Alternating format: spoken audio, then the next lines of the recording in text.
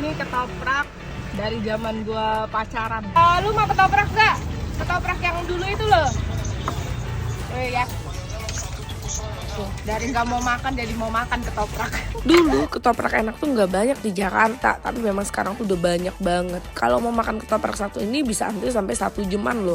Ketoprak satu ini tuh memang terkenal banget di kalangan anak-anak Untar sejak 15 tahun yang lalu. Jujur li, dulu porsinya memang lebih banyak lagi, tapi ngangenin juga sih kalau makan di sini. Walaupun sekarang nggak seramai dulu, untungnya nggak perlu telepon dulu untuk mesen. Dan dia adalah salah satu ketoprak dengan pionir pakai telur. Waktu itu nggak banyak yang jualan ketoprak pakai telur. Ini aku minta telurnya setengah matang, dicampurin dengan ketopraknya sih memang cukup enak dan creamy-nya dapet banget. Udah jualan 2 generasi, katanya sekarang nggak seramai dulu sih. Mungkin karena banyak banget pesaingnya, tapi rasanya menurutku jujur masih enak dibandingkan ketoprak biasanya. Coba kamu tanya teman kamu atau saudaramu yang sekolah